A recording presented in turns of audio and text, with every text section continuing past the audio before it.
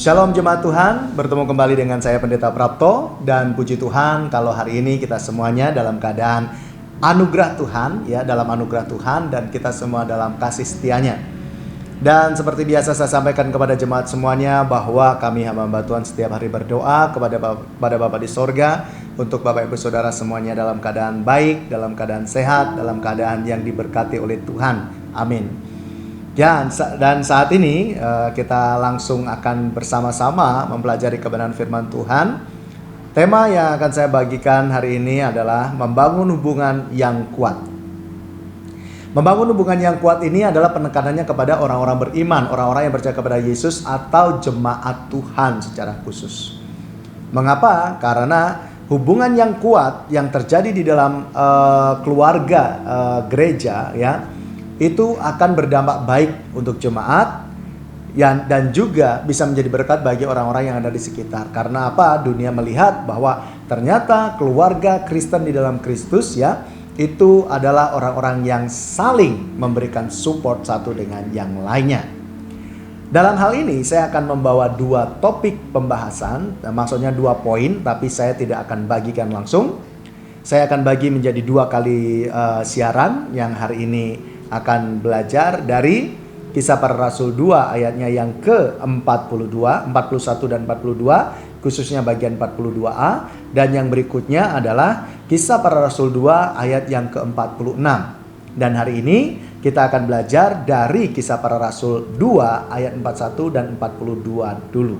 Mari kita baca Kisah Para Rasul 2 ayat 41 dan 42. Orang-orang yang menerima perkataannya, ini maksudnya Petrus, ya, itu memberi diri dibaptis, dan pada hari itu jumlah mereka bertambah kira-kira 3.000 jiwa. Mereka bertekun dalam pengajaran rasul-rasul dan dalam persekutuan, ya.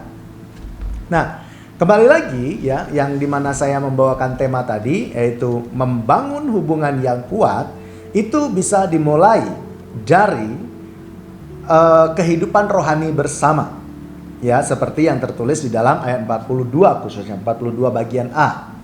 Kenapa? Karena di sini kita bisa memperhatikan dua hal juga dari poin pertama, ya. Yang pertama, dari pengalaman jemaat di sana, ya, jemaat yang bertobat itu, mereka bertekun dalam pengajaran rasul-rasul. Jadi, kalau kita mau membangun hubungan yang erat, mewujud nyatakan hubungan yang erat antar jemaat satu dengan jemaat yang lain, itu harus dimulai dengan kehidupan rohani yang dimana jemaat mengikuti kegiatan-kegiatan gereja yang terkait dengan pembelajaran Alkitab, pengajaran-pengajaran. Nah, mungkin kalau di zaman sekarang itu di gereja Islam Masih Pegangsaan khususnya itu ada yang namanya komsel. Ada yang namanya pendalaman Alkitab yang dulu sebelum Covid kita udah pernah buat, ya, mengundang dari pembicara luar, ya, dan diberikan kepada jemaat supaya jemaat juga bertambah wawasan pemahaman Alkitabnya. Nah, dalam hal ini kita bisa melihat bahwa ternyata mengikuti pembelajaran Alkitab itu efektif untuk membangun hubungan yang kuat antar jemaat. Dan tentunya kalau kita perhatikan di zaman waktu Petrus berkhotbah dan kemudian sekitar kurang lebihnya 3.000 jiwa datang dan mereka tekun mengikuti pertemuan-pertemuan pengajaran para rasul, itu ada diskusi yang dilakukan. Ketika mereka tidak mengerti, ketika mereka tidak paham, ada pertanyaan, ada diskusi, sehingga itu membantu jemaat satu atau orang yang satu dengan yang lainnya saling berkomunikasi, saling mengenal. Dan hal inilah yang harusnya diwujudkan di dalam kehidupan jemaat ini, khususnya kita dalam lingkup Islam Masih Pegangsaan. Islam Masih Pegangsaan memiliki satu program yang seharusnya diikuti oleh banyak jemaat, untuk seluruh jemaat, ya, yaitu komsel. Tapi masih beberapa yang baru ikut, dan kemudian kalau Bapak Ibu Saudara rindu untuk dilayani komsel, dapat menghubungi saya Pendeta Prapto yang khususnya bagian komsel, ya. Nah, jadi artinya melalui komsel ini ada yang namanya diskusi, ada yang namanya sharing, ada yang namanya kesaksian dan sebagainya. Bahkan ada ramah tamah setelahnya, ya. Nah, jadi dari hal itu maka kita bisa merasakan kebersamaan, ya, yang dimulai dari kehidupan rohani bersama, maka itu akan membangun hubungan yang kuat antara jemaat yang satu dengan yang lainnya. Saling terkoneksi. Oh, itu tidak ada. Oh, kemarin tidak hadir. Oh, dia sakit. Oh, dia pergi dan sebagainya. Ada kepedulian, ada perhatian satu dengan yang lain. Jadi, mari kita mengikuti kegiatan-kegiatan yang bisa menguatkan hubungan kita antara satu dengan yang lain, dan kita juga diberkati dalam pertemuan-pertemuan tersebut. Itu yang pertama ya, pertemuan-pertemuan dalam pembelajaran Alkitab ya, atau komsel atau pertemuan ibadah di rumah mungkin seperti itu.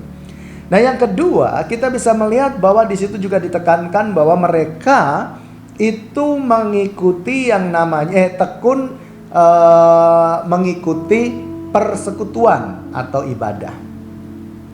Ini penting ya, karena dengan mengikuti ibadah, mengikuti persekutuan, maka ada yang diperbaharui dalam hidup orang percaya melalui pemberitaan firman, melalui pujian penyembahan, melalui yang lainnya ya, yang terkait dalam ibadah tersebut. Nah, bagi Bapak Ibu Saudara semuanya juga sama ya. Apa yang dilakukan di zaman Petrus dengan zaman sekarang juga sama.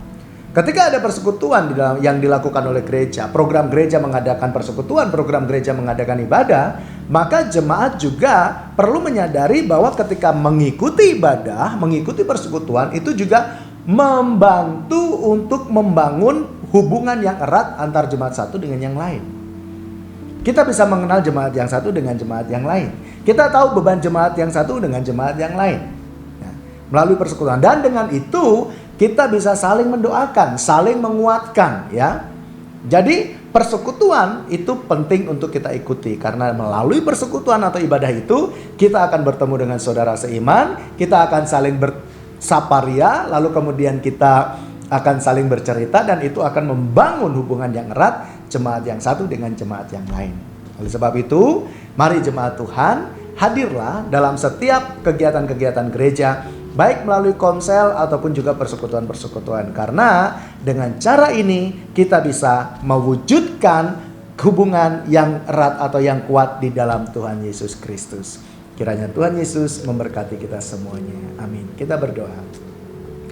Terima kasih Bapa untuk anugerah-Mu, sebab kami telah mempelajari firman Tuhan yang mengingatkan kepada kami bahwa kami harus membangun hubungan yang kuat antar jemaat satu dengan yang lain melalui pertemuan-pertemuan rohani Tuhan. Kami mohon padamu, kiranya Tuhan memberkati kami. Bagi kami yang sudah mengikuti kegiatan untuk pertemuan-pertemuan rohani, baik melalui komsel atau persekutuan-persekutuan, Tuhan akan berkati kami untuk mewujudkan hubungan yang nyata, yang kuat di dalam Engkau melalui pertemuan tersebut. Dan bagi jemaat Tuhan yang belum aktif ataupun yang mungkin masih dalam kendala yang lain, Tuhan yang akan terus menuntun, membimbing, dan biarlah mereka juga akan memiliki persekutuan yang indah di dalam Engkau, sehingga bisa mewujud nyatakan hubungan yang kuat antar jemaat satu dengan yang lainnya.